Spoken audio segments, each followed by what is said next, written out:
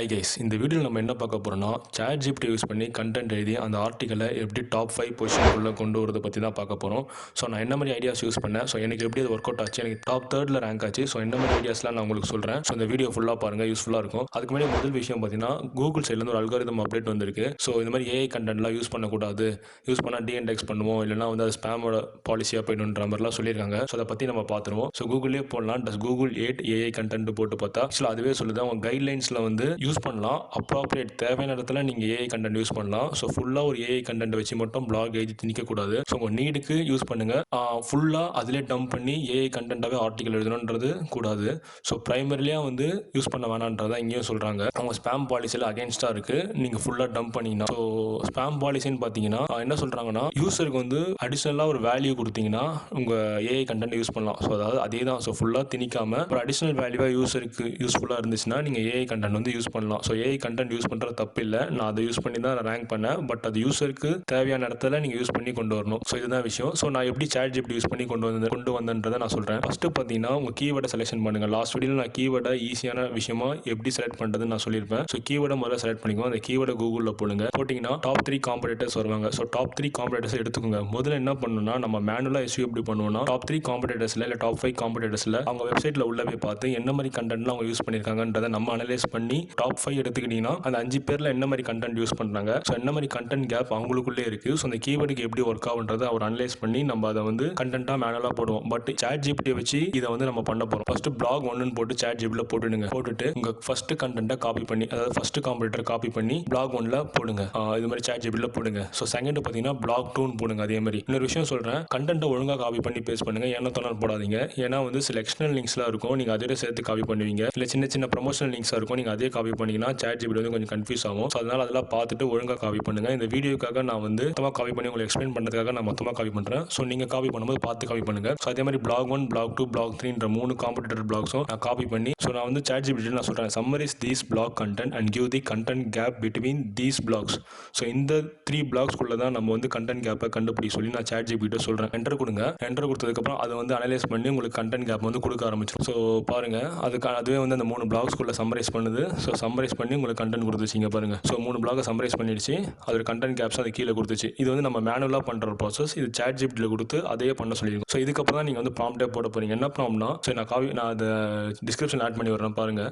So இந்த ப்ராம்ப்ட்டை வந்து நான் போடுறேன். So based on the above information right me a blog. So உங்களுக்கு என்ன கீவேர்டுக்கு நீங்கள் ஒர்க் பண்ணுறீங்க அந்த கீவேர்டு நீங்கள் காப்பி பண்ணிக்கணும். ஸோ இந்த கீவேர்டு தான் நம்ம வந்து கூகுளில் போட்டு தேடணும். ஸோ இந்த கீவேர்டுக்கு தான் நீ ஆர்டிகல் எழுத போகிறோன்னு சொல்கிறோம். அரௌண்ட் 1000 வேர்ட்ஸ்னு போட்டேன். முக்கியமான விஷயம், மேக் இட் சிம்பிள்னு போடுங்க, ஈஸி டு அண்டர்ஸ்டாண்ட் போடுங்க, use simple language and don't mention any brand name. So இதெல்லாம் நீங்கள் கண்டிப்பாக போடுங்க. ஏன்னா பிராண்ட் நேமில் வச்சு சில கண்டென்ட் எழுதி கொடுத்துரும். அதுவும் இல்லாமல் நீங்கள் சிம்பிள் லாங்குவேஜ் நீங்கள் மென்ஷன் பண்ணால் தான் அந்த கண்டென்ட் வந்து உங்களுக்கு படிக்கிறதுக்கு ஈஸியாக இருக்கும். இல்லைனா வந்து அது ஏஐ கண்டென்ட் யூஸ் பண்ணி நமக்கே புரியாத மாதிரி அது கண்டென்ட் எழுதி கொடுத்துரும். ஸோ நமக்கே புரியலனா யூஸர் உள்ள வந்து படிக்க போகிறது இல்லை, அவங்களுக்கும் புரியாது. ஸோ அதனால வந்து அவாய்ட் பண்ணிட்டு ப்ராப்பரான ஒரு இன்ஃபர்மேஷனை போட்டு எனக்கு கண்டென்ட் எழுதி கொடுன்னு சொல்லி நீங்கள் கேட்குறீங்க. ஸோ இப்போ பாருங்கள், அதே வந்து கண்டென்ட் வந்து எழுதி கொடுத்துருது. நீங்கள் என்ன பண்ணீங்கன்னா, இதை அப்படியே காப்பி பண்ணி போடாமல் நீங்கள் தான் எஸ்இஓ வேலை பண்ண போகிறீங்க. ஸோ என்னன்னா, நீங்கள் அந்த கீவேர்டுக்கு என்ன மாதிரி காம்படிட்டர்ஸ் போட்டுருக்காங்க பாருங்கள், அவங்க டைட்டில் என்ன போட்டுருக்காங்க பாருங்கள். ஸோ இங்கே பாருங்கள், ஸோ நம்ம போட்ட அதே கீவேர்டுக்கு தான் இவங்களும் டைட்டில் ஸ்டஃப் பண்ணியிருக்காங்க. பட் இவங்க செகண்ட் பொசிஷனில் வந்திருக்காங்க. வேறு மாதிரி டைட்டில் கொடுத்தோம், ஃபஸ்ட் பொசிஷனில் வந்திருக்கான். ஸோ இதுக்கு நிறைய ரீசன்ஸ் இருக்கலாம். மேபி டொமைன் அத்தாரிட்டி இருக்கலாம், இல்லை நிறைய பாசிட்டிவ் சிக்னல்ஸ் வந்து கூகுளுக்கு அது கொடுத்துருக்கலாம். ஸோ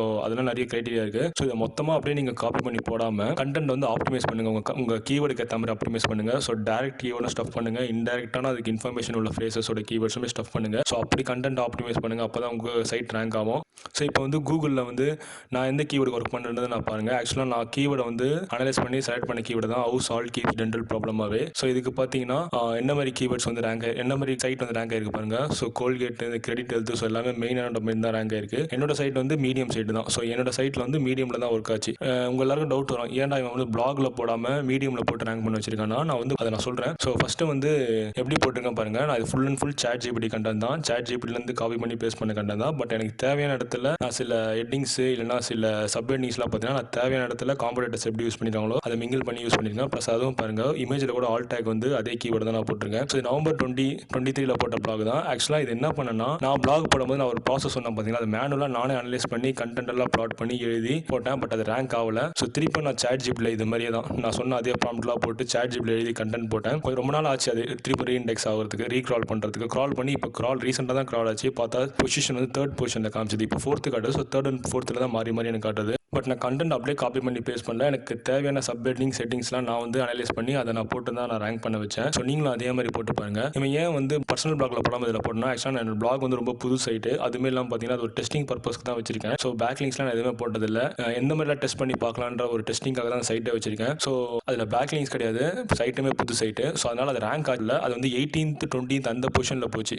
ஸோ அதனால் ஃப்ரண்ட்டில் கொண்டு வர முடியல. ஏன்னா இதுக்கு முன்னாடி இருக்கவங்களாம் பார்த்தீங்கன்னா நிறைய அத்தாரிட்டி உள்ள சைட்ஸ்லாம் மேலே இருக்குது. ஸோ அதனால் கொண்டு வர முடியல. ஸோ எதுக்கு மீடியமில் நம்ம ட்ரை பண்ணிக்கூடாதுன்ட்டு தான் மீடியமில் ட்ரை பண்ணி போட்டு பார்த்தேன். மீடியமில் ட்ரை பண்ணாலும் ஒரு 2 வாட்டி கழிச்சு எனக்கு ரேங்க் ஆயிடுச்சு. ஸோ நீங்களும் ஒருவேளை உங்கள் சைட்டு புதுசாக இருந்தால் மீடியமில் போடுங்க. போட்டு இன்டர்னல் லிங்க் ஆட் பண்ணி ரெஃபரல் டிராஃபிக் அதை நீங்கள் கொண்டு வரலாம். நீங்கள் போடுற கண்டென்ட்டும் நீங்கள் போடுற இமேஜஸ்ல தான் இருக்குது. இமேஜ் கூட நீங்கள் இன்ஃபோகிராஃபிக்ஸ் இமேஜில் ஆட் பண்ணுங்கள். ஸோ நீங்கள் எந்த அளவுக்கு ஒர்க் பண்ணுறீங்களோ அந்த அளவுக்கு தான் உங்களுக்கு டிராஃபிக் வரும். காப்பி ஜஸ்ட் பேஸ் பண்ணிங்கன்னா ஏஐ கண்டென்ட் பேஸ் பண்ணினா உங்களுக்கு அதுக்கான கரெக்டான சொல்யூஷன் கிடையாது. ஸோ எந்த அளவுக்கு நீங்கள் எஃபர்ட் போடுறீங்களோ அதுதான் ஒர்க் பண்ண முடியும். ஸோ சாட் ஜிபியில் நீங்கள் இன்னொரு விஷயம் ஐடியா யூஸ் பண்ணலாம். ஸோ டேரெக்டாக இந்த 3 லிங்க்ஸை காம்படிட்டர் சொன்னால் பார்த்தீங்கன்னா இந்த 3 லிங்க்ஸை காப்பி பண்ணி நீங்கள் வந்து சாட் ஜிபிக்குள்ளே போட்டிங்கன்னா அதுவே வந்து அந்த ஆர்டிகளோட யூஆர்எல் சம்மரைஸ் பண்ணி கண்டென்ட்டை சம்மரைஸ் பண்ணி கொடுக்கும். 3 லிங்க்கை காப்பி பண்ணுறேன், பேஸ்ட் பண்ணிட்டு summarise the block content and find the content gap சொல்லி நான் எப்படியும் கொடுக்குறேன். ஸோ இப்படி கொடுத்தீங்களா பார்த்தீங்கன்னா வந்து சாட் ஜிபி வந்து சம்மரைஸ் பண்ணி கொடுக்கும். யூஆர்எல் வந்து எடுத்து பாருங்க, என்டர் தரேன்.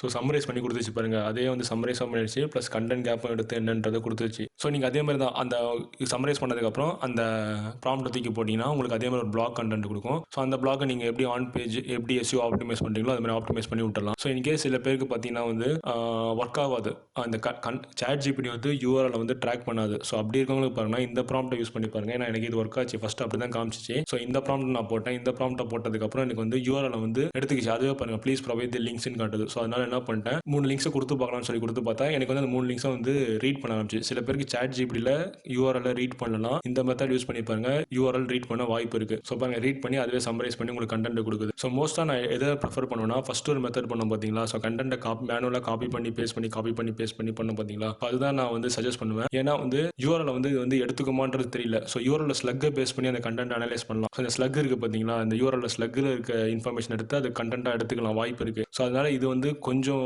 கரெக்டான இன்ஃபர்மேஷனாக கொடுக்குமான்னு தெரியாது. ஸோ அதனால் அதை அவாய்ட் பண்ணிடுங்க. ஸோ இதே மாதிரி நீங்கள் வந்து பாட்லேயும் தூக்கி போடலாம். பாடில் போட்டிங்கன்னா அது ஈஸியாக வந்து கண்டென்ட்டை வந்து அது வந்து கண்டென்ட் வந்து அனலைஸ் பண்ணும். பாட் வந்து கண்டென்ட் அனலைஸ் பண்ணும். கண்டென்ட் அனலைஸ் பண்ணி அது கண்டென்ட் கேப் கொடுத்து நீங்கள் ஃபைன் பண்ணி அந்த கண்டென்ட்டை உங்கள் பிளாக்கு நீங்கள் யூஸ் பண்ணிக்கலாம். ஸோ பாடாலையும் பண்ண முடியும் அது.